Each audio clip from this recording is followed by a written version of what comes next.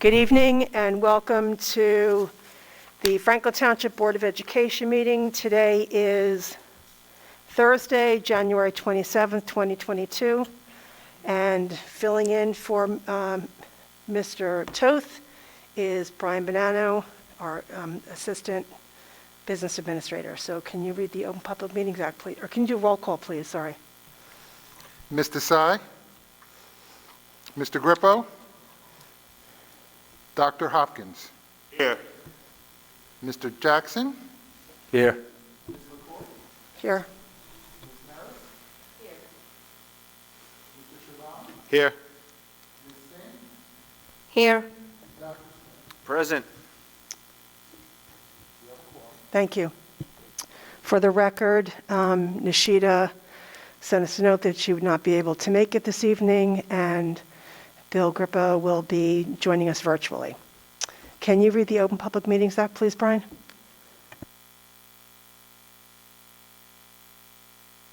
Public Law 1975, Chapter 231, Sunshine Law. Copies of the public meeting notice were sent to the Courier News, the Home News Tribune, the Star Ledger, the Franklin Reporter, Tap into Franklin Township Clerk Manager, district schools, offices and associations, PTO presidents, and posted on the district website. Thank you. Can I get a motion to adjourn to confidential, please? So moved. Moved by Ardman, seconded by Mike. All in favor? Aye. Opposed? We are adjourning to confidential session for the purpose of discussing confidential matters, including a student personnel matter, workman's compensation settlements, and a legal matter. Minutes for the confidential session will be made public when the reason for confidentiality no longer exists. We'll be back. Good evening and welcome back. We were in a confidential session. The minutes for the confidential session will be made public when the reason for confidentiality no longer exists. Lori, can you lead us in the Pledge of Allegiance, please?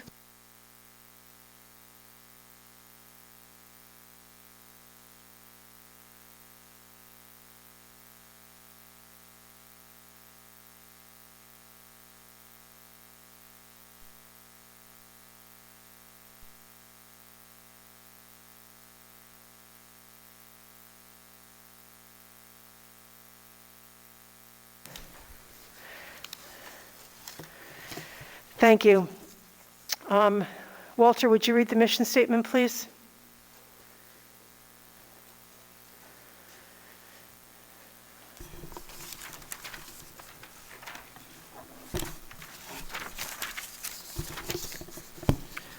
Franklin Township Public Schools embraces diversity, fosters excellent educational innovation, and empowers all students to achieve their highest potential.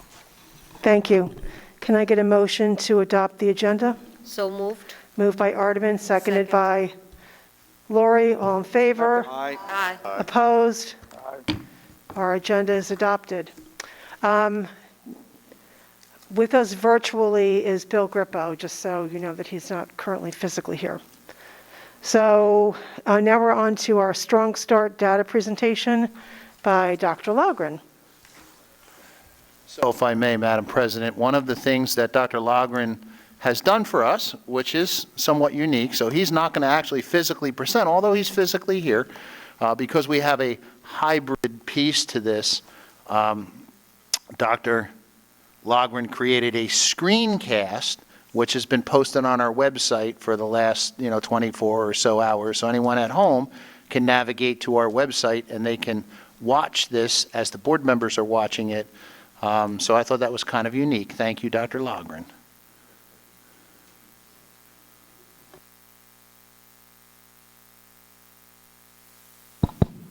No problem, Dr. Avali. Thank you. Hopefully the sound is good, so I'm going to hit play and adjust volume levels as needed. Here we go. Hello, everyone. This is Dr. Loughran, Assistant Superintendent for Curriculum and Instruction at Franklin Township Public Schools. I wanted to take a few minutes to present to you our Start Strong data. You may already know that we gave the Start Strong assessment in the fall, late September, early October this year, which was the state's answer or resource, especially for schools that don't have the same kinds of benchmarking tools that we have in our district. It was an additional data point to help schools get a sense of who would need what levels of support moving forward as we begin to ramp back up for normal state testing again this year. The Start Strong test, it was a 1-hour test for math, a 1-hour test for ELA, and basically was a small sliver of the standards in each area, and again gave us an additional data point. These slides just describe what makes up the Start Strong assessment, and you can go slowly through these slides on your own as we are linking this presentation to the website. Our supervisors have had access to the data and have used, again, it for an additional data point to plan for grouping and progress monitoring of our students throughout the year. Start Strong uses 3 levels of support on a limited number of standards, as you can see here. Strong support may be needed, some support may be needed, less support may be needed. But we have iReady, which gives 5 levels of support and looks at all of the standards and correlates very, very well with the state assessment. So it's actually a more meaningful tool for us than the Start Strong. Again, the Start Strong was helpful data because it was triangulated or helped us confirm what we already knew to be true and what we presented to the Board of Education in October. This is just another picture showing that we could see a 3-level placement or a 5-level placement when we're looking at our students' performance K-8 in iReady and 9 through 12 with Linkit, and in all of our grade levels with other kinds of assessments we also have. This is another picture of our Linkit, which, the image on the left is a diagnostic assessment for grade 3 this year. The image on the right is a unit assessment early on in the unit. So in mathematics, as we presented to the Board of Education in October, as you can imagine, if we're assessing students' work from the previous year, in which students were either fully remote or perhaps eventually through hybrid instruction, they had some time in school and some time outside of school. Math is an extremely difficult content area to learn without putting your hands literally on manipulatives and touching the math, so to speak. And you can see this is where our greatest support may be needed. Again, the blue is strong support, green is some support, and then the teal color on the top is less support. Federal law requires that we also make sure we're cognizant of how all of our students are performing on these assessments, and they ask us, and we gladly embrace the idea of making sure we're paying attention to all of our student subgroup demographic data. So we presented in the fall, and it still remains true from the Start Strong data, that on this assessment and on even our internal assessments, we're concerned with the performance of our Black, Hispanic, Latino students. We're concerned with how we're delivering instruction to these students, how we're connecting well with all of our students. So that's something that has been and continues to be a goal for our district, and as you can see from this data, it is concerning. Similarly, when you take a look at current and former English language learners, homeless, economically disadvantaged, students with disabilities, strong support is needed, and that's exactly what we're doing. We are taking a lot of steps to provide strong support. You can see some of that here. Again, we presented that in October, and we continue to use the principles of accelerated learning and various programs to make sure that we are sort of drilling down at the individual student level to find out what each student needs to be successful.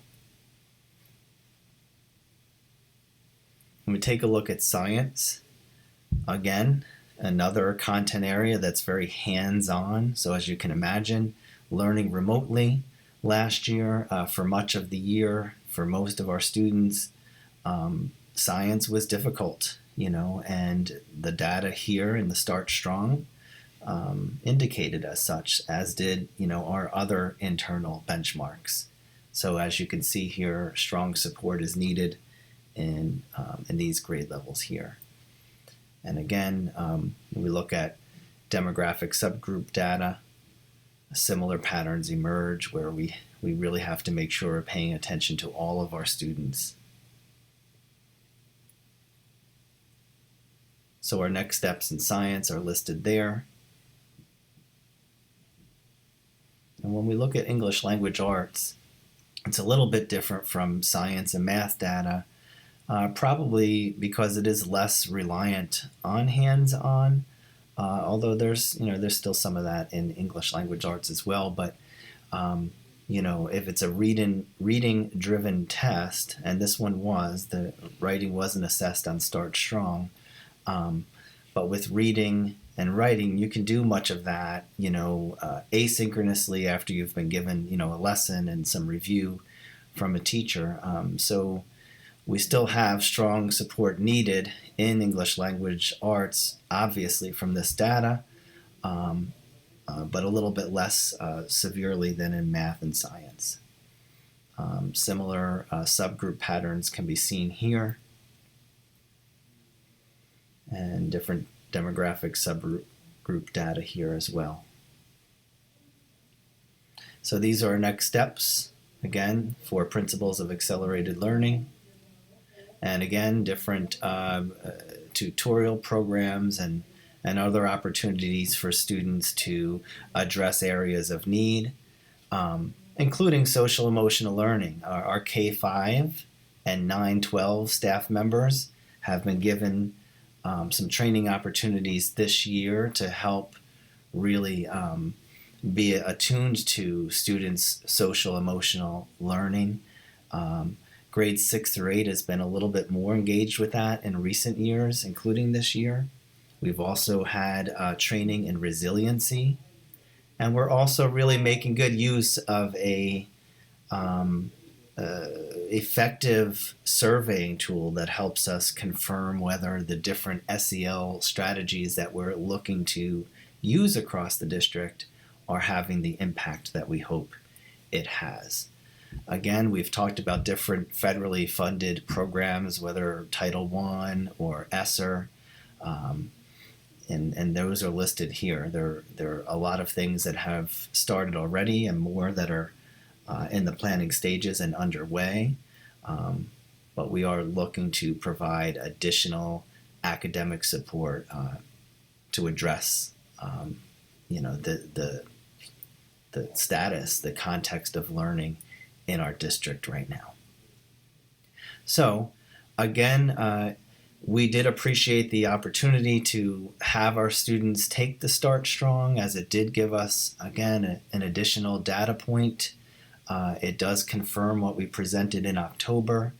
Our supervisors have been using Start Strong and our internal iReady and different things at the lower levels like Heggerty and running records and link it in 9 through 12 and textbook associated assessments. We have a lot of pinpointed assessment opportunities for our students that align with the state test.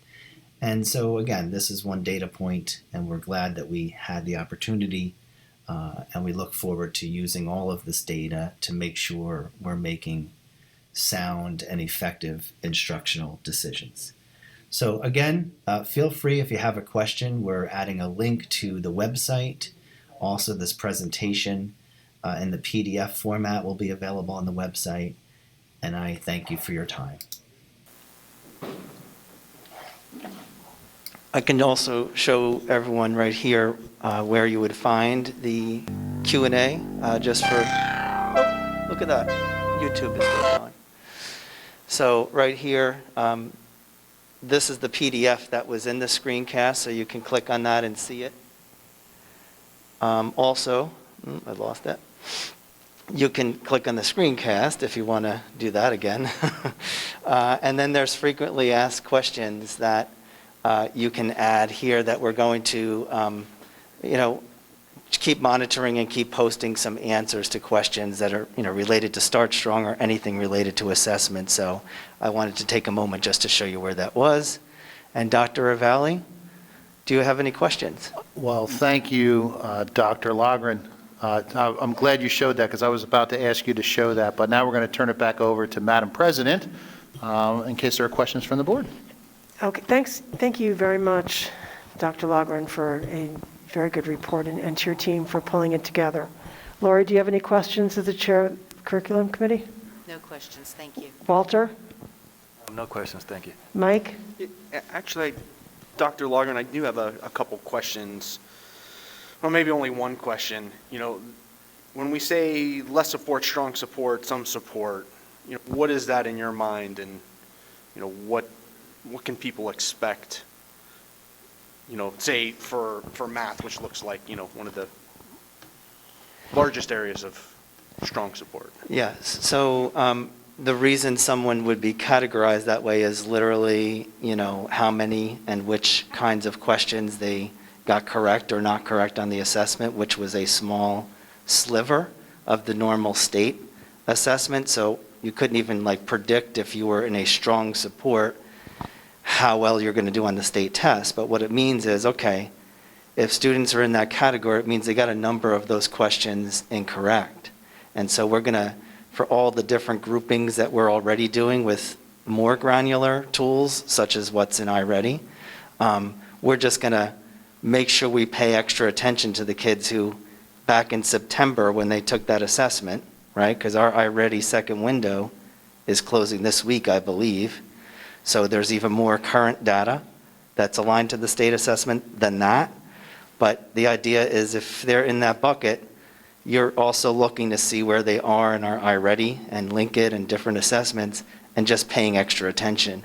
And obviously there's a good chance if you're in sort of that bucket, teacher needs to, communicate more, assist the kid with, maybe some more targeted and different kinds of learning activities to help bridge the gap to get them over time a little closer to the classmates who might have been in those other buckets. And I think it's also important to make mention, which I don't know that I heard that in that, is that there will be a good portion of those kids, or some of those kids for sure, based on their iReady data, which is more granular, like Dan said, who are receiving additional academic intervention, which, we've talked about that in the past, and I believe Dan had that in one of his slides. So, they may be in the grouping that is receiving additional academic intervention time. Artemis, do you have any questions? No questions, thank you. To say Dr. Loughran too, sorry, Dan. That's okay. Sammy, do you have any questions? Yeah, I just had a few questions. So the first question is, did you notice any sharp distinctions, or any of them at all, between what we're seeing in iReady and what we saw in this test? Were there any surprises between the two? From the fall, there were not. And so we're about to get our second window data in. I believe this week is when it closes, or maybe next week. I'll have to double check on that, but it's right about now. And so what's going to happen is that's when our supervisors and directors take a look at all of it, and then they start to, and the teachers get it pretty immediately too. It's a button click that they can see how their students did. And, grade level meetings, department meetings, where they're reviewing that and having conversations around it. So could I see a difference? I could, but we really didn't see that from the fall. It looked very much like the same charts that we presented. Okay, and is there any theories about why it hit the black and brown students so much harder than everybody else? Well, that's a big question. I mean, that's something that, nationally, historically, has been a challenge for a lot of districts because, and we're proud of the work we've done here as a district in making sure we're training our teachers to do everything in their power to connect well with students, with all students, regardless of the student's background, the teacher's background. We've done a lot of content, and we still do, content professional development all the time on just how to teach math, how to teach writing. And we've done that, throughout the decades. But what's different in our district is we're spending a lot of time and energy on making sure that a teacher is really just being self-aware of sort of how they show up in the classroom so that they can connect really well with our kids. So that's our big CLR, our district equity plan. You might have seen that, and that's what that's all part of. So we're hopeful that over time we're just going to get better and better and better at that, and we already are seeing some great strides with that. Okay, thank you. Dennis, do you have any questions? I just have one. Especially with your middle school and high school students, with this assessment, would you utilize this tool to best place them when they're going forward next year in what level of math, or if they choose a particular science, not as if you see that they already behind and a student may want to sign up for an honors or AP particular course, but they may not be ready. Will this particular tool be used for that also with the counselors? We have a lot of measures for things like that, but when you read the Start Strong, all the accompanying literature they give you with the assessment scores, they really discourage even trying to make any kind of linkage to the state assessment or any kind of report card grade or anything like that. Start Strong was useful, especially for districts not like ours that don't have iReady or Link It. They have class-by-class teacher assessment. So Start Strong for them was probably the best thing they have. For us, it's not as robust as the things that we already have. So what this allows us to do is, that does confirm, and it's useful. We're not saying it's not. But what's more useful is what we already have, which is iReady and the different kinds of things that we ask our teachers to do. So no, I can't really see us using Start Strong to have any kind of placement bearing on kids for next year. What would be more important would be how they're progressing just through what the program the teacher's providing, how they're doing with their grades, how they're doing, this spring assessment will be important. And that kind of stuff, those are the kinds of metrics we use when we're contemplating placement for students. Bill, do you have any questions? Nancy? Can you hear me, Nancy? Can you just turn him up a little bit, Johnny? Can't believe I'm asking you to turn a Bill grip I feel out, like but a voice from above here. Dan, Dr. Loughran, the linkage between Start Strong and the teacher and parent use of iReady.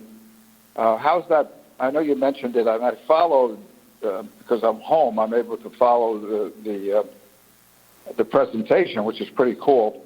How is that being managed with professional development and all? Because, we're used to iReady, and this is something new. If I understood the question, how is Start Strong along with iReady being used to sort of speak to professional development? Utilized in the classroom and the teacher's development of it. Well, we have periodic iReady training. We, in fact, on February 7th, our elementary schools will be presented a refresher training, if you will, on this sort of forecasting tool that helps us, to some of the questions that were asked tonight, helps the teacher take a look at where the student is now after the second window, and if, certain things are done, the amounts of time on the different tools that are provided for the student, certain practices that are suggested by the tool itself. If a student does X, Y, or Z, then you can expect them to do, this well on the state assessment this spring.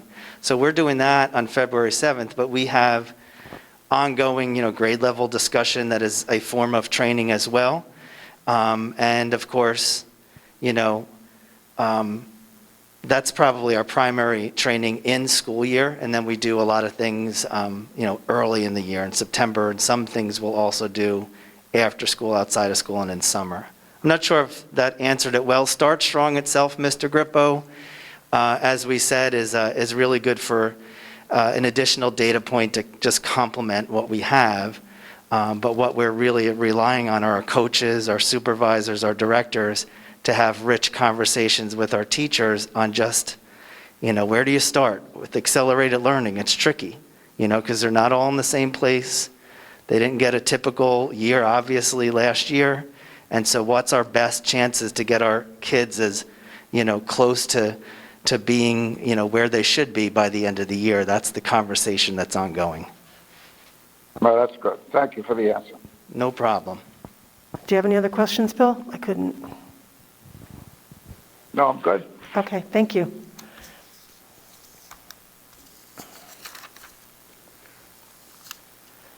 And now, thank you very much, Dan, Dr. Loughran. And now we're on to our student representative report, which is, Akira, you're on the phone?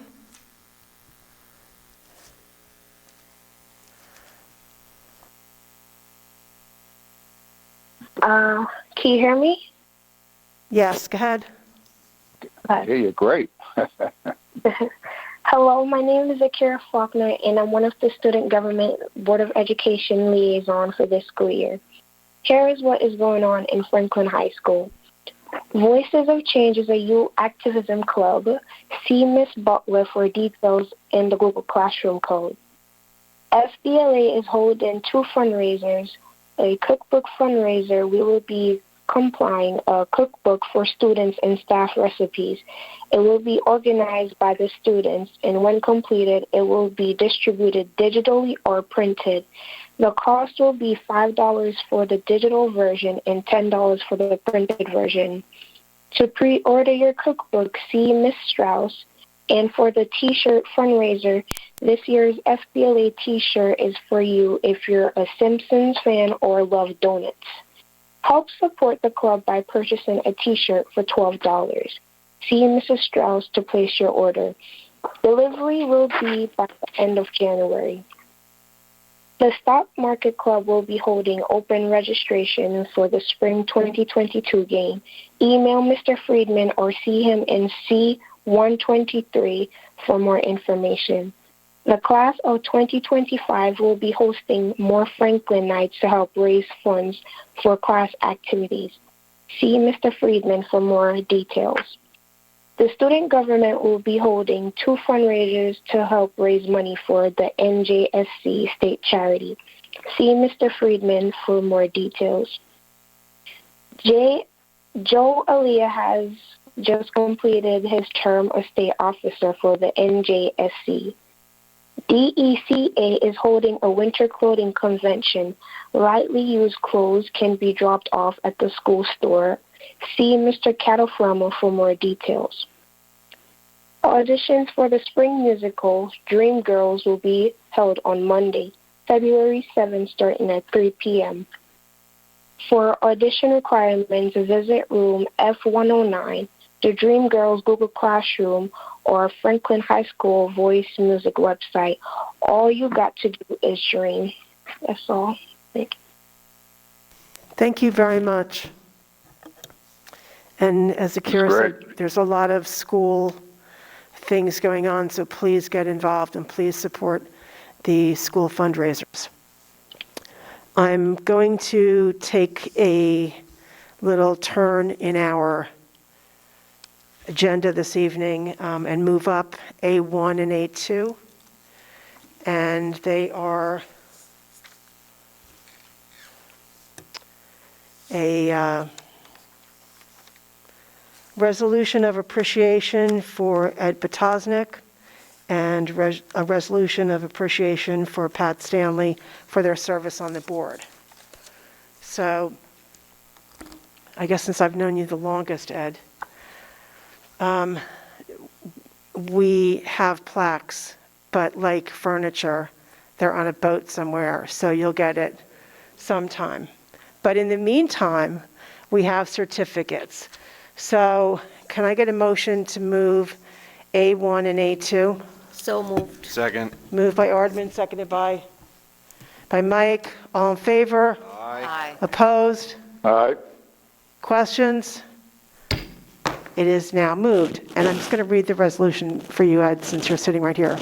Whereas Edward Potosnik III served as a member of the Franklin Township Board of Education from May 2014 through December 2017, as well as January 2019 through December 2021, and with exemplary valued service and leadership as president January 2015 through December 2017.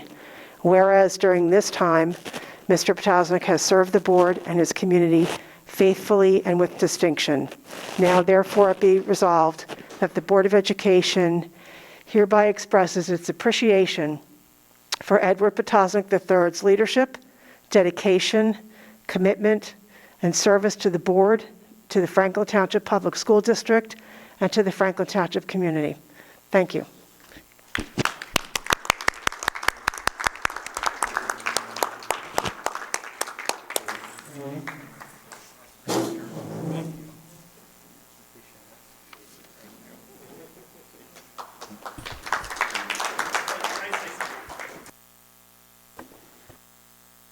Ed, you're a politician, so we really can't get the mic away from you. Go ahead.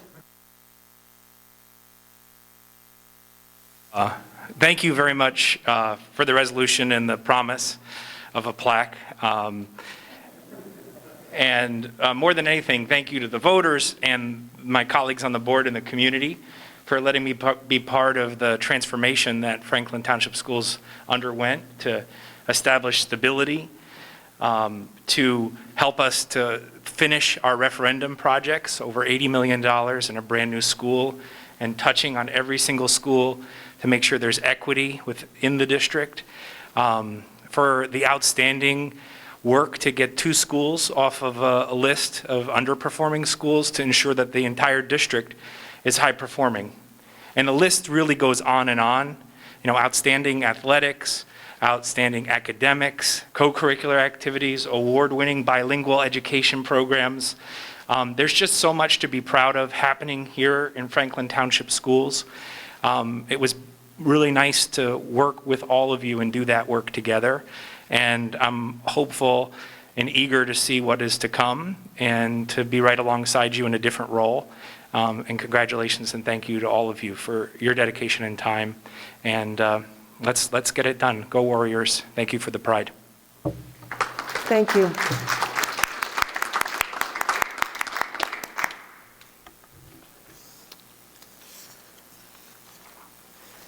And now we're going to go back to our regular agenda, which will be Superintendent's report.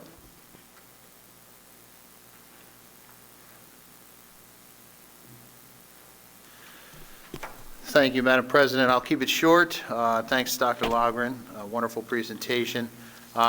First item, delayed return winter break. I just want to take this opportunity to once again thank the school community for its support and cooperation during what turned out to be an 8-day delay to our return from winter break. The delay helped tremendously, and once again, our faculty, staff, students, families demonstrated their resilience and helped to position us well to open our doors back up without issue on January 18th, and we've been functioning full in person since that time. So thanks to everybody. This is not an easy ship to turn on a dime, and we turned on a dime, and I appreciate everyone's cooperation in making that happen. Changes to our isolation protocols. So with the pandemic comes many changes, we know that, and protocols are no different. They change all the time.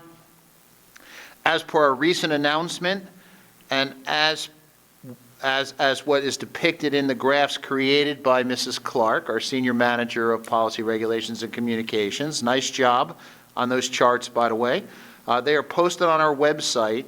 The protocols are a little more confusing than what they've been in recent months, but Ms. Clark has done a wonderful job working with our staff to put some graphics out there that help. The isolation guidance we now have up in those charts is in alignment with the recent changes made by the New Jersey Department of Health and the Somerset County Department of Health. As always, if there are any questions on isolation protocols, when to stay home, when to come to school, I have to say our principals are probably the best source of information for that. If for whatever reason they don't have an answer for you, they will get it. I will tell you our nurses will know the answer. Once again, I can only tell you I think the world of what they've been able to accomplish during these very difficult times. I appreciate all they've been able to accomplish, and in my opinion, they are second to none. So if you have questions about the pandemic response protocols, call your principal, and if we're not able to answer your question, we will certainly get it from our school nurses, who I know will have the answer.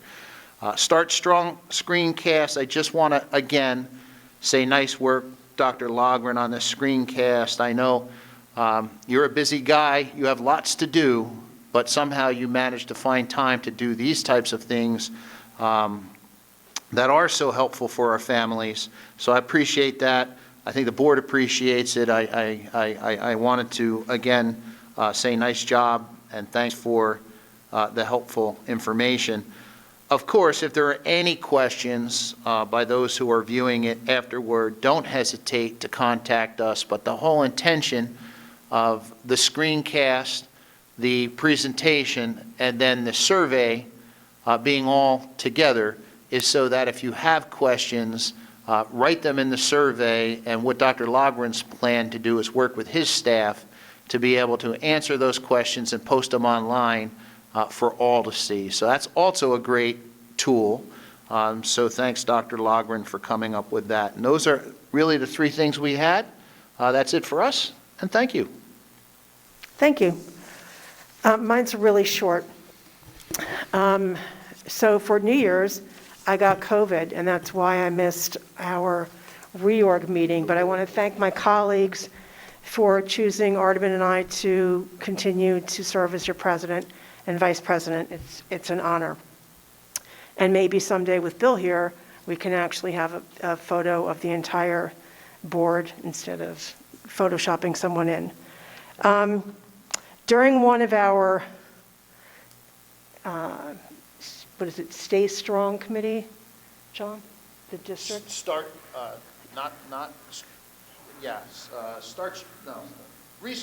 Yeah, Committee. okay, because the committee name changes constantly. The Restart Committee, which is attended by so many different types of people. I just sat there and realized that there are so many cogs in this wheel of running the Franklin Township Public School District that I think that we forget. And I mean, you look to your teacher because that's the person closest to you. Somebody training your teacher, somebody working with your teacher, somebody cleaning the classroom, somebody feeding the kids, somebody preparing the food, the bus drivers, the people mowing the lawn and maintaining our buildings, the people in administration, all the people in the principal's office, the board, the central administration. There are a whole bunch of people that I just don't think that we ever really pay attention to all of the work that it takes to go into having what I think is a very successful school district. So I wanted to say thank you because I know that it's just nice to hear that like you're appreciated. So other than that, that is going to conclude my board president's report, so we can move on with our meeting. And now we are open for, or now we are on to comments from the public on agenda items only. Can I get a motion to open public comment? I move to open it. Moved by Bill, seconded by Aardman. All in favor? Aye. Opposed? So public comment is now open on agenda items only. Please star 5 so you can get into the pool. If you are on the phone, or you can come up to the microphone if you have something to say. Just state your name and address for the record if you're over 18. Mary, do you have any emails? No, because they're calling in now, we're not doing the email anymore. Oh, okay. So Johnny can unmute Okay. them as they, Johnny, is there anyone in the queue? No? So if you'd like to speak, just star 5 so you can get into the queue for public comment. Johnny has one. Oh, go ahead. Hello? Hello? Hi, can you just state your name? Natisha, 98 Pear Tree Lane.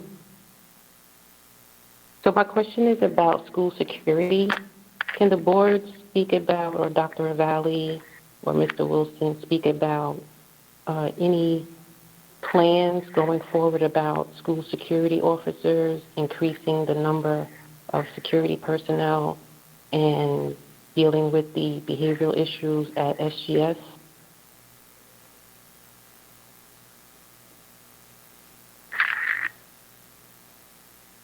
There's not enough security guards at the schools. Okay, so your question is about school security. Are there any plans to increase security personnel at Sampson?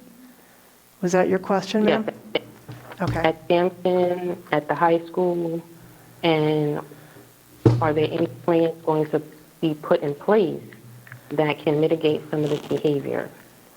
I'm looking at the HIB report. I'm looking at the out-of-school suspension report.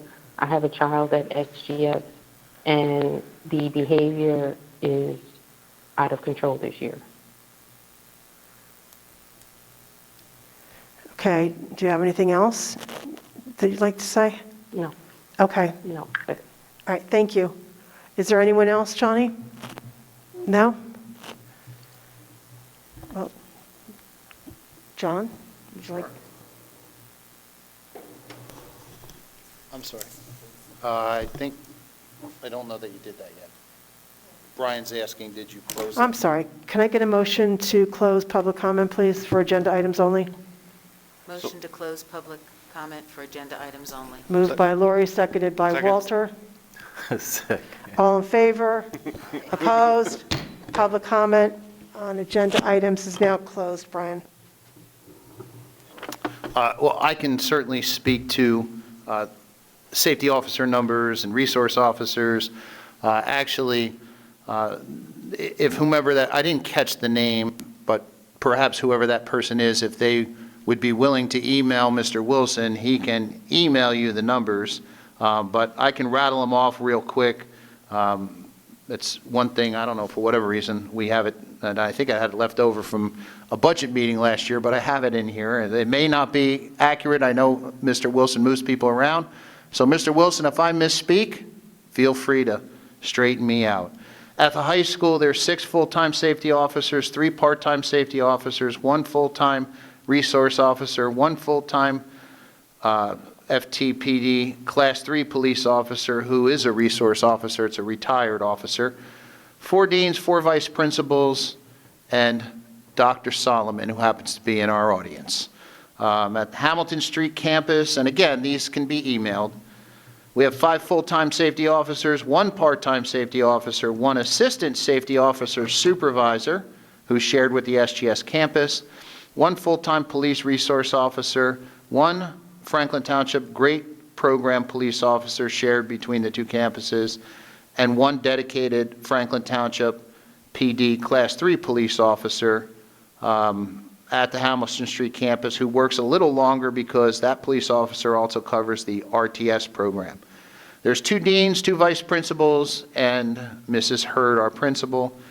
At FMS, SGS campus, there are 4 full-time safety officers, 1 part-time safety officer, 1 assistant safety officer supervisor shared with the Hamilton Street campus, 1 Franklin Township Police Department resource police officer, again, that shared great officer, 2 deans, 2 vice principals, and Mrs. Rutledge, our principal.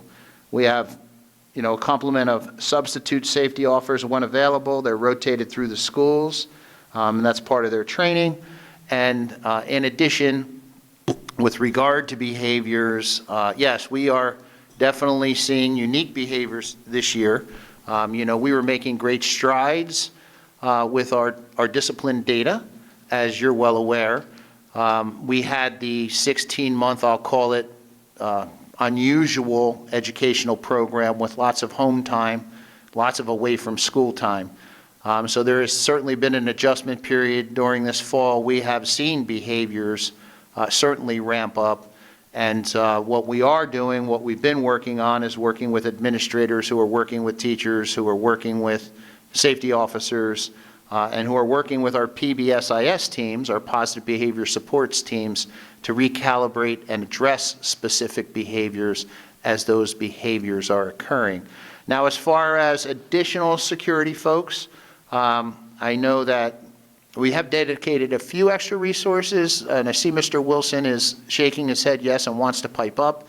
So we've dedicated a few additional resources so far this year, but of course that's part of the budget process. So we'll be considering those kinds of requests for the next budget year. But go ahead, Mr. Wilson. So Dr. Raval, you were very close. There are there are actually 8 safety officers at the high school. Gotcha. 2 of those safety officers that make up that 8 are part-time, but they are currently filling in a full-time capacity. There are also at SGS, Sampson G. Smith, there are 4 full-time and 2 part-time safety officers who are assigned there, in addition to the individuals that you mentioned. I'd also just like to add to that yes, we are constantly looking at the discipline data. We review it with the building administrators at all of our schools once a month. It is a permanent item on our agenda. And what we are looking at when we see that, we're looking at what those trends are to see how we might help mitigate those behaviors. One of the things that, I can't give you the full report at this time, but I can say that in the very beginning of the school year, we noticed that there were some upticks in things like CDS-type responses, CDS offenses at the high school, and also physical aggression. What that has said to us is that, we address CDS issues, we're not just looking at punishment, but we're also looking at how we can change behavior. So we do a lot of education, we provide a lot of services, we do a lot of reteaching what expectations are and modeling those expectations. As you are aware, we have the mentoring program that is in its, while we piloted it last year, it is really in effect this year, and we are, can't remember exactly what the numbers are, but I think it is at least somewhere in the neighborhood of about 60, 65 students who are currently being mentored in school, and those mentoring activities also take place outside of school. So, in a quick nutshell, I'm just trying to just share with you some of those things that we're doing to address those types of behaviors. Thanks, Mr. Wilson. And last but not least, the other thing I want to make mention, because I'm looking past you, through you, over to Dr. Loughran, who I know is wanting me to mention. Our faculty members have been working at the schools on social and emotional learning, and a big piece of that is self-regulation and responsibility for behaviors. So, we have been very aggressive making sure that that's part of our curriculum moving forward, having anticipated, some of what we're considering an uptick in behavior or things that would concern us. And we're not alone. That's what the experts were telling us to be ready for. So lots of districts are experiencing the same thing, and, we're working hard.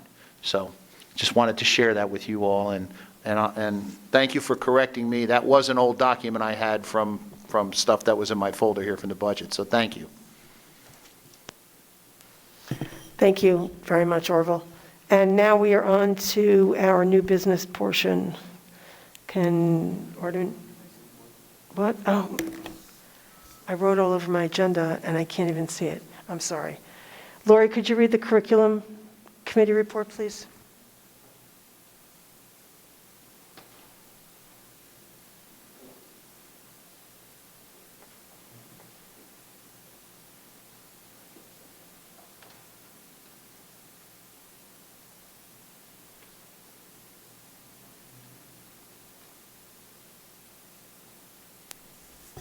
Are you on the linked agenda, Ms. Maris?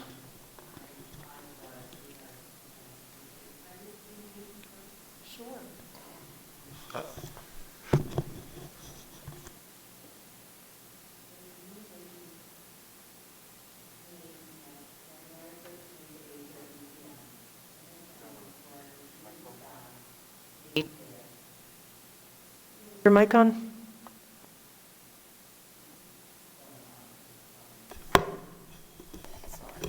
Thank you. I must have a dead battery.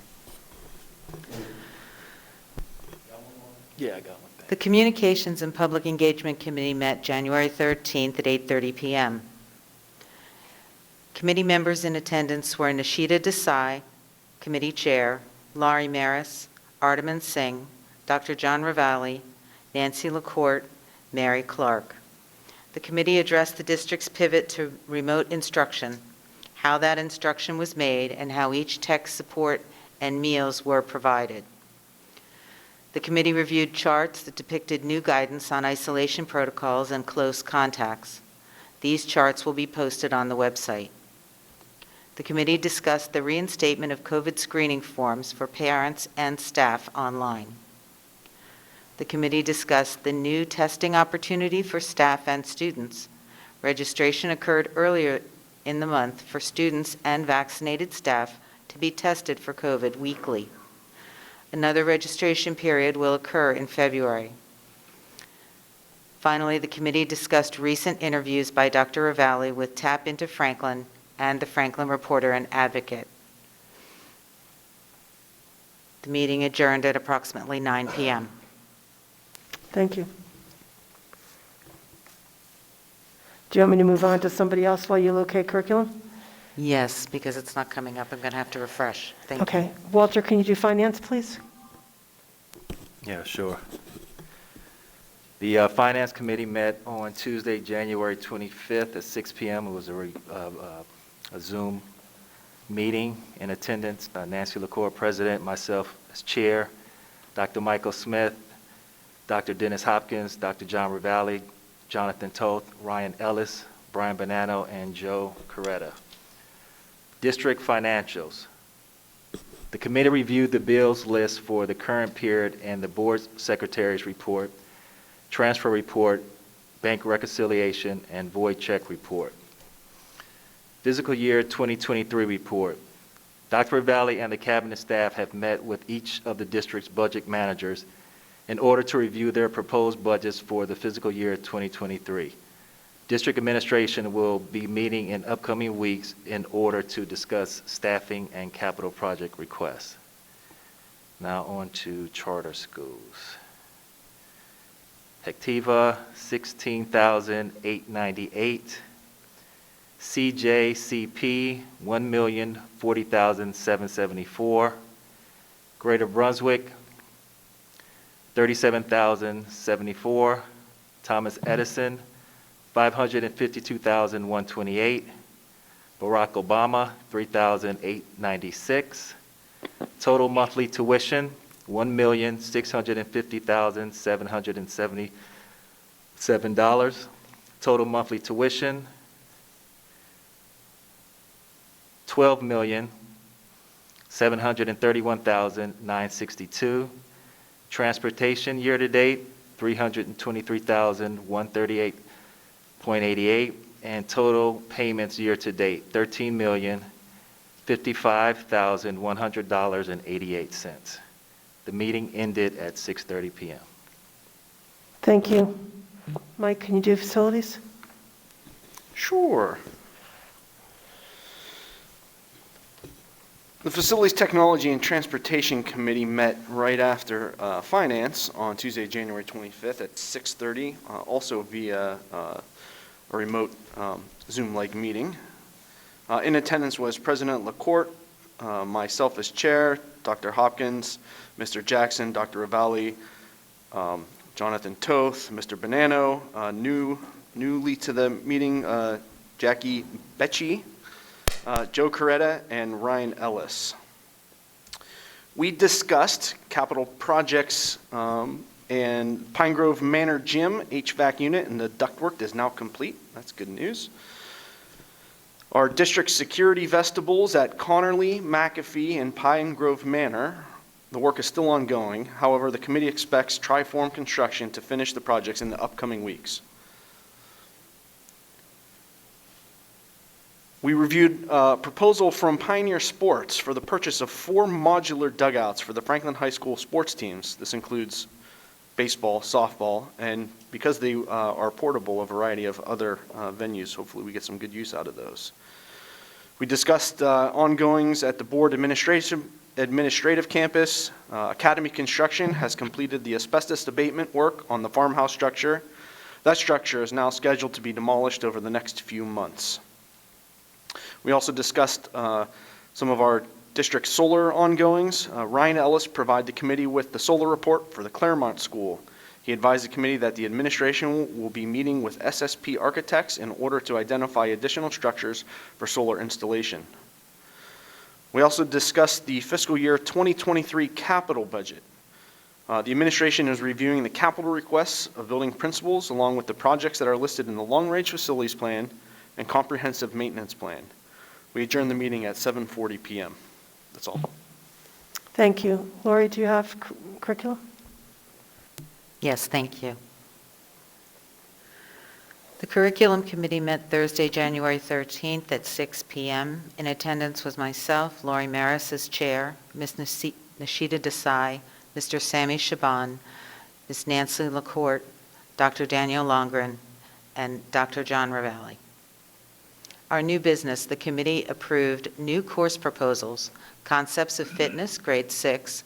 This course allows students to set and pursue personal fitness goals and overall wellness. New Beginnings in the 21st Century for grades 9 through 12. This course allows newcomer students to identify academic, social, cultural, and community resources to equip them for successful transition into an American high school. And Jewelry and Metalworking 3 for grades 10 through 12. This course allows students to learn the finer nuances of jewelry design, as well as how to create a campaign to market their designs in a boutique setting. Authorization of acceptance and submission of the Federal Elementary and Secondary Education Act, ESEA, consolidated a carryover grant funding from fiscal year 2021.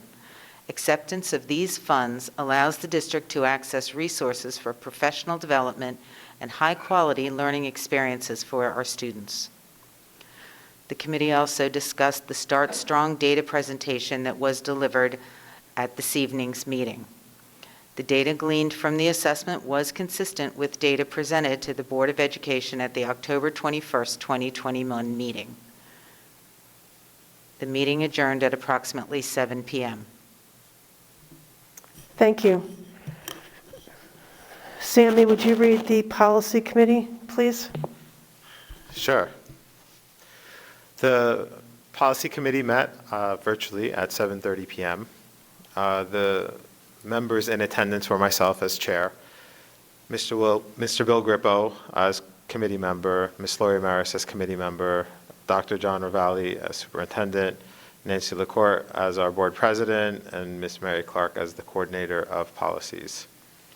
The committee welcomed new members, myself and Mr. Grippo. The committee discussed the role of the policy committee, the district's use of the policy consulting service, and how policies are brought before the committee for review.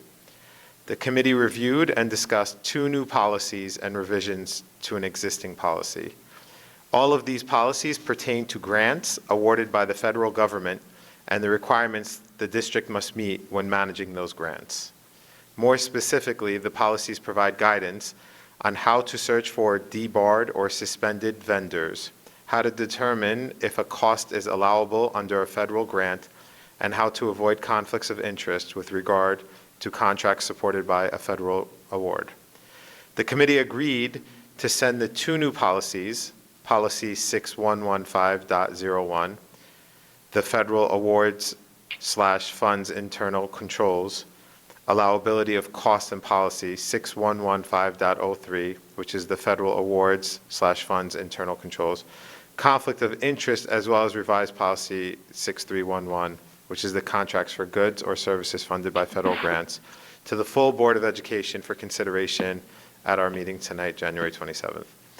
Respectfully submitted. The meeting was adjourned, I believe, around 8 p.m. Thank you so much. Thank you. Dennis, would you read the Safety Committee, please? Sure. The Safety and Security Committee met on January 12, 2020 at 6 p.m. virtually. The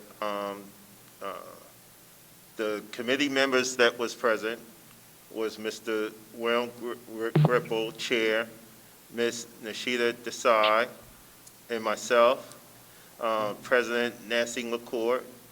Mr. Wilson wasn't present, and Dr. Ravalli was there. Items that require action. The Student Safety Data System Period 1 report. The committee reviewed the Student Safety Data System Period 1 primary report for submission to the Department of Education. After the Department of Education finalized the report, the district will present the full report to the BOE and public sometime in May or June. Commonly referred to as the SSDS report, the New Jersey Department of Education requires school districts to submit an SSDS report twice during a school year. The SSDS contains a detailed report on the number of student suspensions and HIB investigations.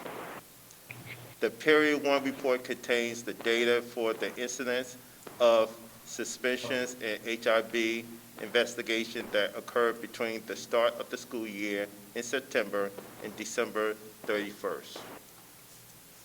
In addition to suspensions and HIB data, the district is also required to provide evidence of the programs and trainings conducted throughout the year to support anti-bullying and to improve school culture and climate.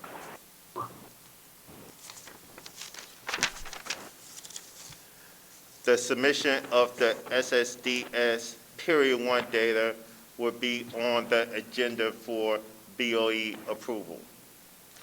Items for review and discussion. Mr. Wilson shared that the district hosted a virtual harassment, intimidation, bullying workshop on December 14th. The workshop highlighted district bullying policies and procedures and answered questions presented by the viewers.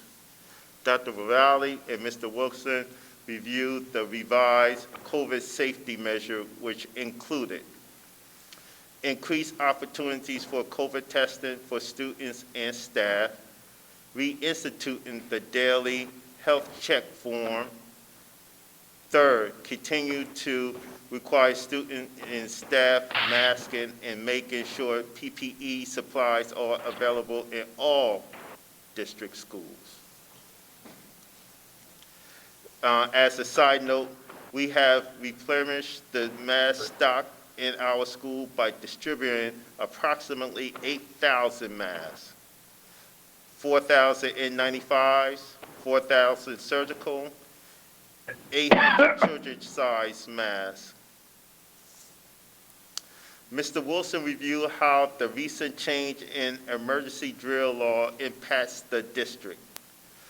The new law does not affect how fire drills are conducted, but is very specific to emergency drills such as active shooter, lockdown, and shelter types of drills.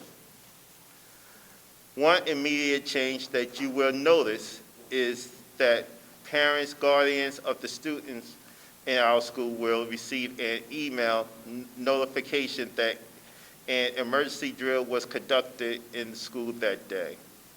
Finally, the committee received an update on the security vestibule projects at Connolly Road, McAfee Road, and Pine Grove Manor Elementary Schools. This is the safety and committee report submitted. The meeting adjourned at 7:25. Thank you, Dennis. Ardeman, would you read the personnel report, please? Yes. The Personnel and Negotiations Committee met on Wednesday, Jan 19th. The meeting began at 6:04 p.m. In attendance were myself as chair, Walter Jackson, Sammy Shaban, Nancy LaCourte, Dr. Ravalli, Brian Bonanno, and Jackie Schneider.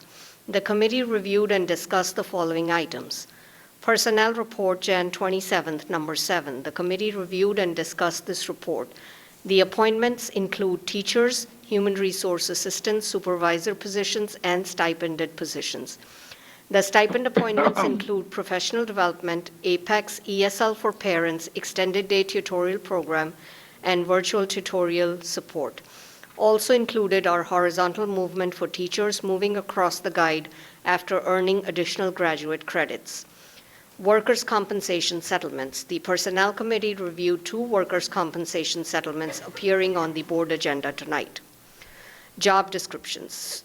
We reviewed Supervisor of World Languages K through 12, Director for Planning, Research and Evaluation, Assessment and Accountability, Supervisor of Mathematics and Academic Intervention Support K to 5, Co-Coordinator of Enrichment K to 12, Supervisor of Secondary Mathematics and Academic Intervention Support 12, Co-Coordinator of Enrichment K to 12, Supervisor of Secondary Language Arts, Literacy and Academic Intervention Support 6 through 12, and Supervisor of Elementary Language Arts, Literacy and Academic Intervention Support K to 5. Mr. Bonanno reviewed with the committee the revised and new job descriptions recommended on the current board agenda. He reviewed the history and scope of the existing positions. Of note, the adding of the co-coordinator of enrichment to the secondary and elementary math supervisor positions. With the elimination of the supervisor of intervention services, academic intervention support for literacy responsibilities will be added to the elementary and secondary language arts literacy supervisor positions. Due to the added responsibilities, the recommendations appearing on the personnel report also reflect an increase in salary. For the good of the order, Mr. Bonanno advised the Personnel Committee that the Calendar Review Committee, which consists of a diverse group of staff and community members, have reviewed the school calendars for 2022-2023 and 2023-2024, and the recommendations are on the agenda for approval. Mr. Bonanno also reviewed the status of the current supervisor vacancies. The Personnel Committee was reminded of the upcoming contract negotiations with the Franklin Township school support staff. No dates have been finalized at this time. The district demographic report will be presented at the next committee meeting. Finally, Dr. Ravalli discussed with the committee non-aligned salary increases for the 2022-2023 school year. The meeting ended at 7:58 p.m. Thank you. And now we're on to new business. I would like to make a motion to move the following. R1 monthly reports, M1 minutes of board meetings, A3 travel and related expense reimbursements, A4 affirm harassment, intimidation, and bullying decisions, A5 appointments, A6 school board recognition month, A7 African American History Month recognition, A8 use of school facilities, A9 SSDS report submission, A10 revised policy, second reading and adoption. A11 revised regulation adoption. A12 new policies, first reading. A13 revised policy, first reading. A14 school calendars 2022, 2023, and 2023-2024. A15 COVID-related protocols. B1 warrants and payrolls. B2 financial reports. B3 contract approvals, A through K. B4 change orders, none at this time. B5 QPA award of contracts for fiscal year 2022-2023. B6 fiscal year 2022-2023 payment of claims. B7 award of RFP CC for special counsel for special education matters. B8 authorize the use of competitive contracting. B9 equipment disposal. C1 out-of-district students school year 2021-2022. C2 field trip destinations, none at this time. C3 field trip applications, none at this time. C4 new course proposals. C5 accept ESEA consolidated carryover grant funds for fiscal year 21. C6 submission of ESEA consolidated carryover grant funds for fiscal year 2021. P1 workmen's compensation settlements. P2 create position.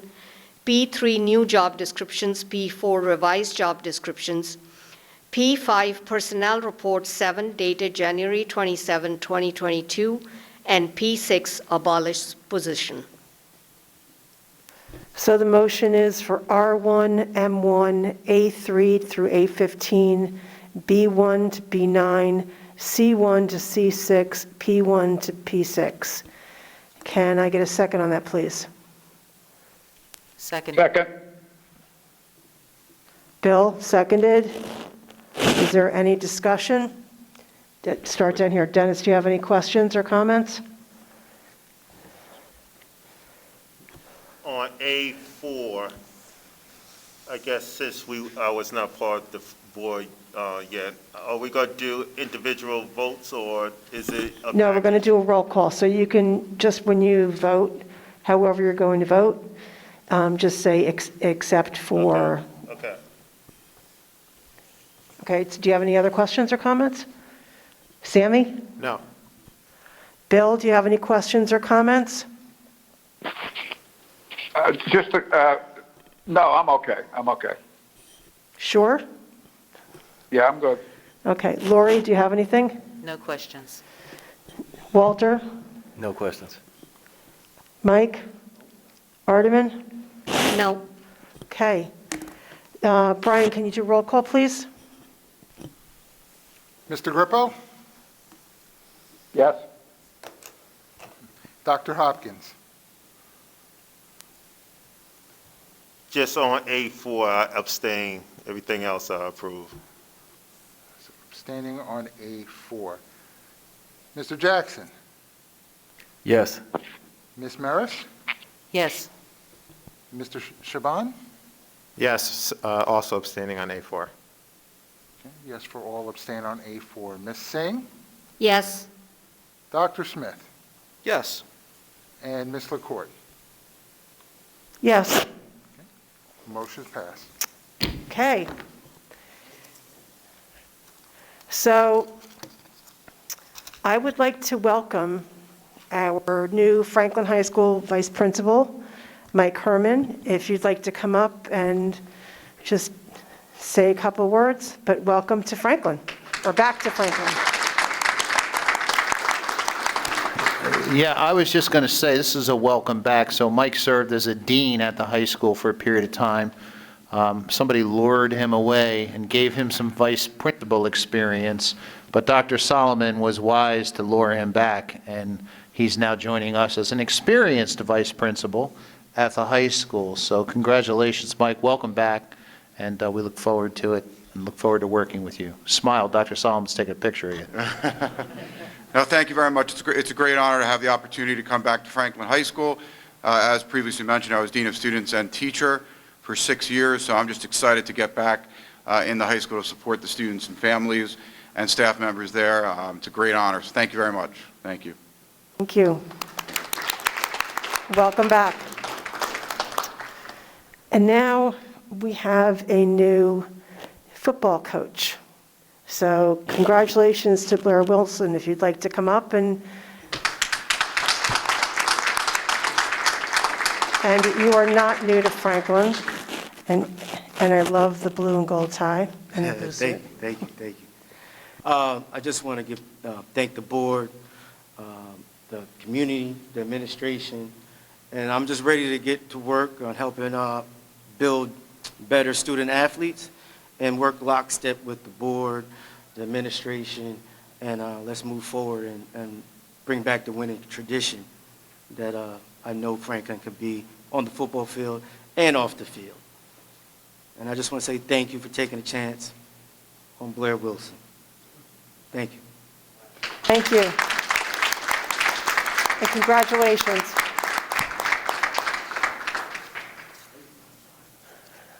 And since we have in the audience the high school principal, Dr. Solomon, is there anything you'd like to say since you're here? Never shot walking through life. Wait. Put that mask on, Dr. Yeah, put that mask up. Yes. Well, thanks again for another outstanding night. First with Mike Herman, I was talking with the cabinet. I've interviewed Mike maybe 4 or 5 times already, and I've always had my eye on him, and the timing was just never right. And this time the timing was right, and I know he's going to do a fantastic job. He comes with high reviews from trusted sources, and I know he's going to be amazing with our students at Franklin High School. He'll be our 10th grade vice principal. It's great that he's already in district, so we'll work out our plan. So when he starts on April 1st, he'll hit the ground running. Tonight is special.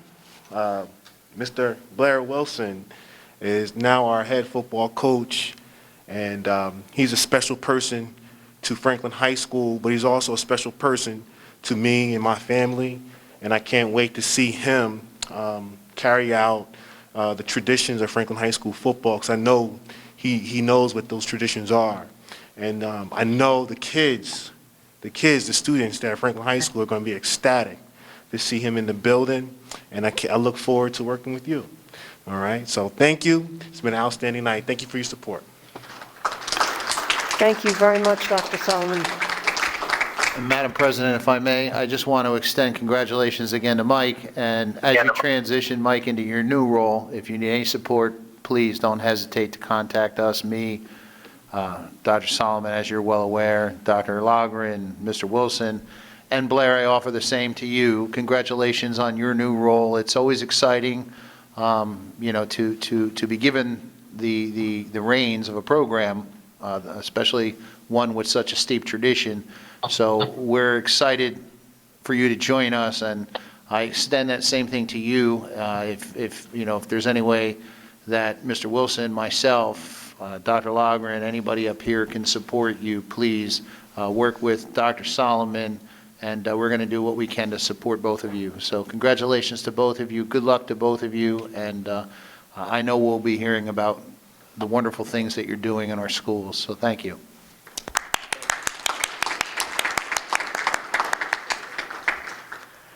And now, can I get a motion to open public comment on any topic? Motion to open public comment on any topic. Moved by Lori, seconded by Dennis. All in favor? Aye. Oh, Sammy, sorry. Yeah, it was Sam. All in favor? Aye. Opposed? Okay, public comment on any topic is now open. You have, please state your name for the record. 5 minutes per speaker. And if you are calling in, *5 to get into the queue.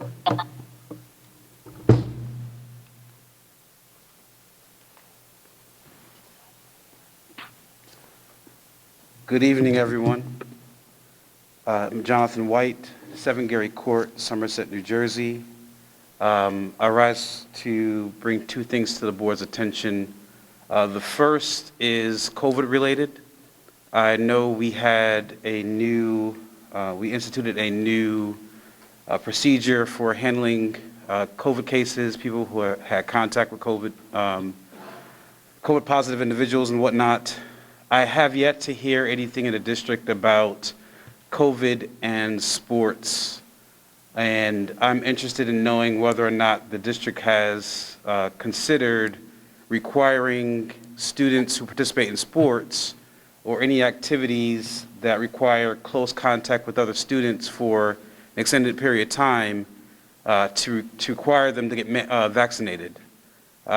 Most of the sports leagues in the United States, while they don't have COVID mandates, they have over 90% COVID vaccinated players. And still, we've seen massive outbreaks among athletes throughout the country in every single sport. I believe recently the NHL had to cancel somewhat close to 95 games or something like that because of COVID outbreaks. Especially given how robust and contagious the Omicron variant is, it's likely, much more likely for athletes to spread it amongst themselves while they're training and while they're competing. And I think it would be prudent upon our board to require students who decide to accept the privilege of performing for their schools to keep the rest of those students that they're playing with and against safe. And the best way to do that is to get vaccinated. We know that students can't wear masks while they're playing sports. It's a very difficult thing to do while you're exerting that much energy. So the other thing that we can do for the other students that I play with and against is to require vaccinations. The second point I needed to bring up, and I mentioned, I talked to Dr. Ravalli about this and Principal Rutledge. The situation outside of SGS in the morning for drop-offs is untenable and dangerous. The other day I was in line waiting on Amwell because there was too many cars actually in the driveway. I was waiting to get into into the driveway, and I saw a bus come from the rightmost lane, cut in front of cross over 3 lanes to get into the SGS parking lot. Thankfully, the bus got in there sooner before the cars that were rushing down Amwell, as cars usually do, came anywhere close to that bus. But I can't imagine what devastation would have happened had a car, unaware of the bus making that turn, crashed into it. This is not just a pandemic issue. The drop-off situation at SGS has been horrible for years. I've had 2 kids now who've been at SGS. One of them was there for 3 years, and my second kid is there now. And while it's a little worse than it's been in the past, it's pretty much the same thing. We need creative solutions for how to do drop-off at some of these schools. McAfee was another disaster, but this is even worse. And now, because of the number of parents who are dropping kids off in the morning, it's really, really dangerous. And I don't want to wait until some child is harmed or some parent is injured before we decide to do something about that drop-off situation. We've been here for 5 months. I think it's obvious, it should be obvious to anyone at that school that it's not safe and that it's not okay. And I can't understand why we haven't done anything differently since then. We started out the school year with a police officer at the entrance of that driveway. And while that doesn't satisfy the inefficiency of the drop-off situation, at the very least it provided for some safety for parents and students who were entering the driveway. We got to do something quickly.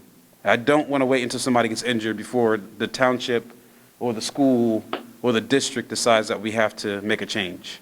There's a lot of creative solutions we can find, and I'm more than willing to offer my suggestions to the school and to the district to figure out a better way to do drop-off at that school. Thank you. Thank you. Johnny, is there anyone online? Is there anyone else that would like to speak on any topic? If you're calling in, please press *5 to get into the queue.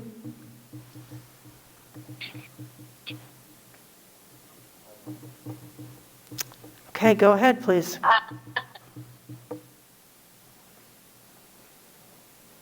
Hello? Yes, hello. This is Deborah, 1935 Old Amlaw Road. I'd like to make a comment similar to the person that was presenting earlier, the public comment, in that SGS drop-off is getting worse, not better, and I am in agreement that something should be done before someone gets hurt. A drop-off, making a left on, to SGS, there's a long, long wait, and what I'm seeing is that people are going ahead and making a U-turn so that coming in from the right off of Amwell Road clogs up that line before people go in, but it's just unstructured and very, very dangerous. So I wanted to second that opinion from the gentleman that just spoke before me, and I thank him for that comment. Thank you. Is there anyone else? Another one? Okay, go ahead, caller.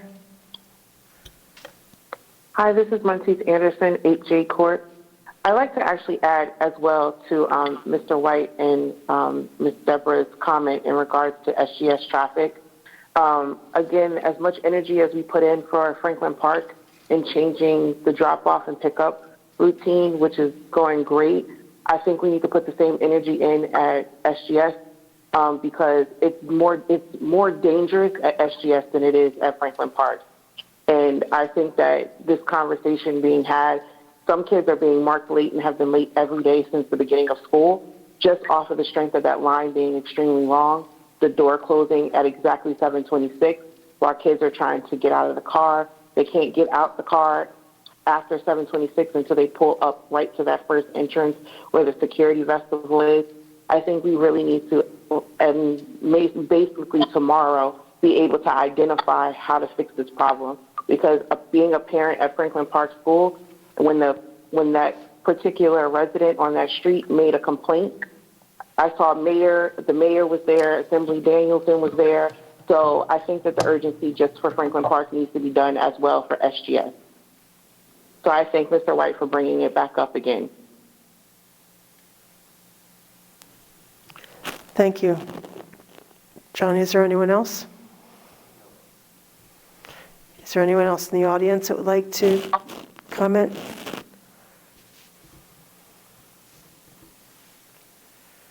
Seeing no one, I move that we close public comment. Second. Motion to close public comment by Lori, seconded by Mike. All in favor? Opposed? Public comment is now closed. John? Yeah, the other SGS comments were similar to Mr. White, so I'm just going to comment on Mr. White's if that's okay. But I'll go to the first question. Are we considering vaccination for athletes?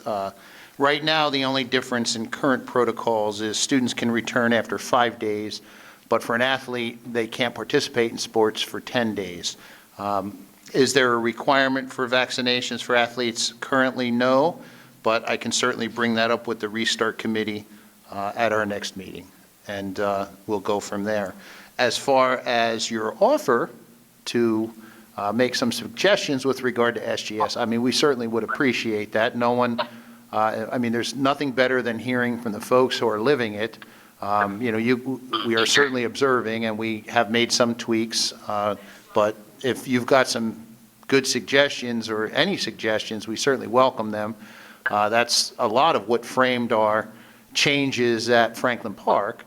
And yes, it is difficult. There's no question. It's been difficult in the past. It's definitely really difficult this year on all of our campuses because we have many, many, many more kids whose parents are bringing them to campus because they're choosing not to ride the buses in the current environment. So we have fewer bus issues, but we have lots of issues with traffic right now. So if we can benefit from your experience, we would appreciate that. So Mr. Wilson, it's his office. He's the guy that handles this. He works with our head of security, with George, and together the two of them work with our principals. So it is usually a school-based solution, but if you'd be willing to meet with Mr. Wilson and offer your suggestions, Mr. White, we would more than welcome that, especially if you're speaking from experience, because sometimes, there's no replacement for that, right? We can fly over, we can try and observe, but living it, trying to drop off your kid would be beneficial for us. So if you could do that, we'd appreciate it. Contact Mr. Wilson tomorrow. You've done that before. I'm sure you know how to contact him. We'll set something up. I'd like to hear your suggestions, if that's okay. If I'm not available, I don't want it to wait, so he will certainly be able to listen to you. And that goes for the other folks as well. If you've got some good suggestions on how you think that might improve, we certainly are all ears. We want to make the experience best we can for you while making it as safe as possible for our students. So, and that goes for all campuses, by the way.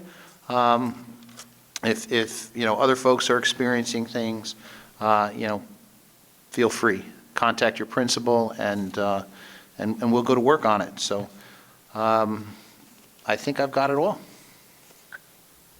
Thank you.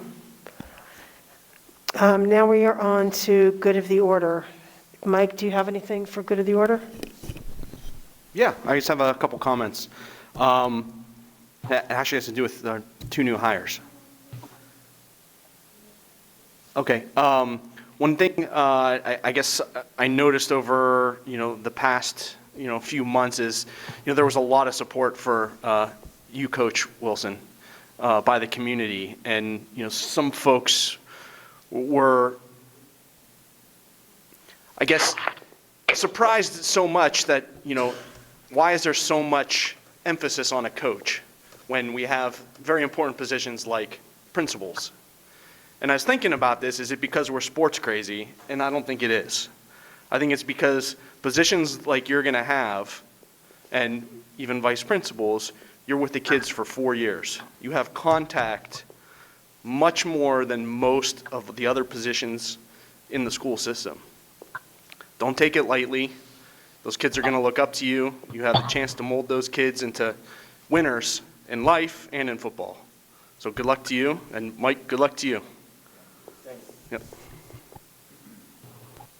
Walter, do you have anything for the good of the order? Yes.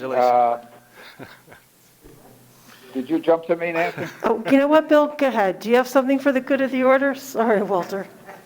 Yeah, it's just with the microphone and all, I thought you mentioned my name. First of all, thank you for making the accommodation tonight. I had foot surgery this week, and, I never miss a board meeting, but the doctor said, no way, you're going out yet. Anyway, it was a good meeting, and I want to congratulate Mike Herman for coming back to Franklin. We always like to hold on to our very best. I know you're going to do great with Dr. Solomon. The school is vibrant and needs a lot of leadership with Dr. Solomon, so you're going to work shoulder to shoulder. Talking about shoulder to shoulder, this is a great time of the year for Coach Wilson to begin, right, as the Super Bowl is emerging, and we've watched these fantastic playoffs and seen the drama of what could happen at the very last second. And we want you not only to mold our kids and to be that leader, but to bring back that winning spirit. And I know that Coach Wilson is going to be able to do that, because that's so important for our kids and their self-esteem and their future leadership opportunities. So to both of you, congratulations. And I'm happy to hear the committee reports from my colleagues, and I'm looking forward to all the initiatives of this year. So thank you very much for the opportunity. Thank you, Bill, and we hope you feel better soon. Hey, Walter, do you have anything for the good of the order? Just real quick. Congratulations, Principal Mike Herman. Congratulations, Coach Wilson.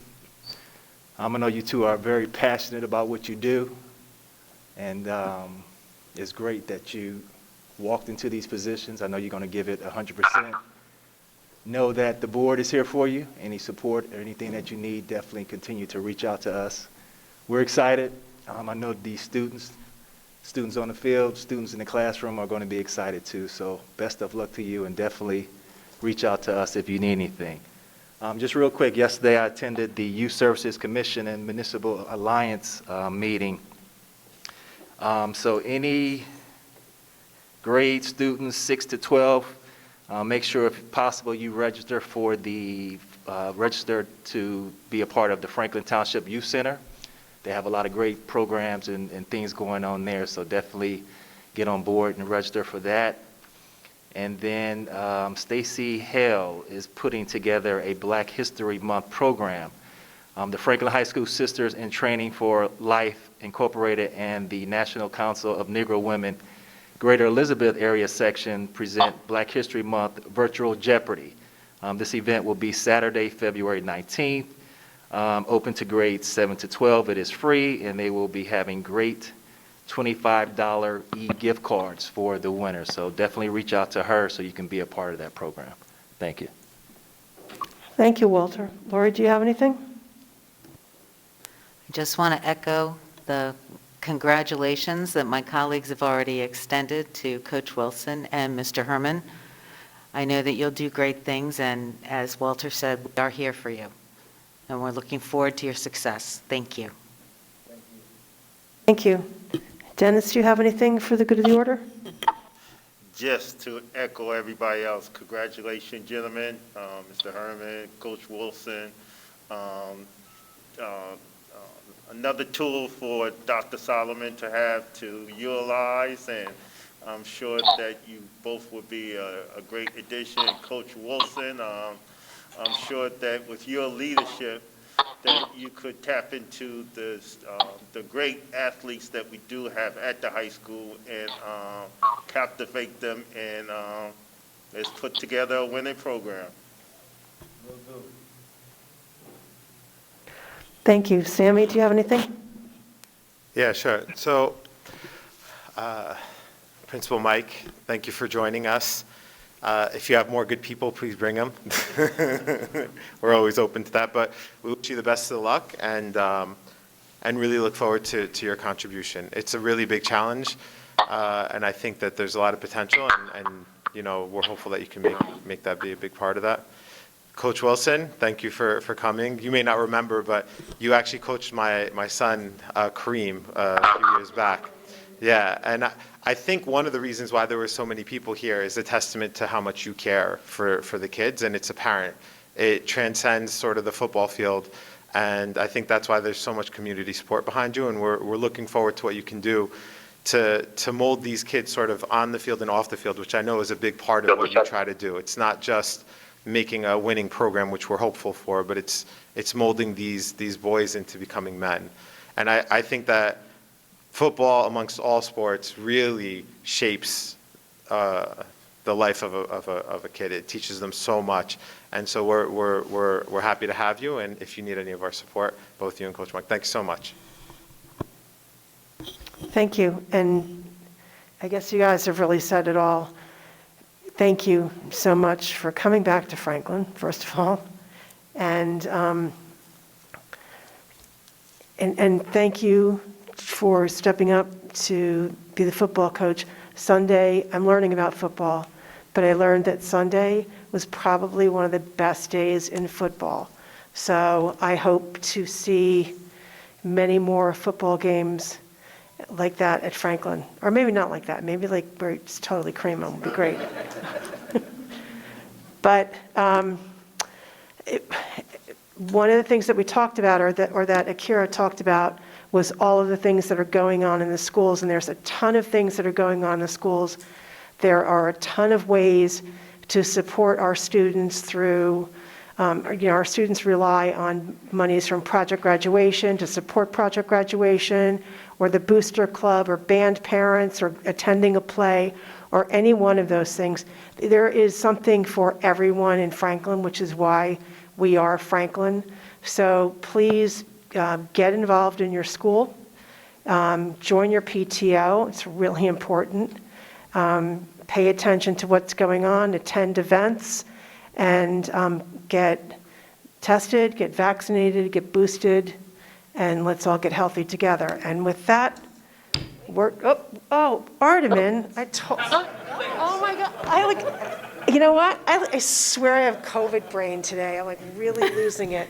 That's okay. You did hit the gavel, but I just want to say congratulations to both of you, which everybody did, but I'll let Nancy take the last word. I'm sorry. Do you have anything else you want to say? That's it. Oh, wow. Okay. Now we're really done. Thank you, and we'll see you next month, Franklin.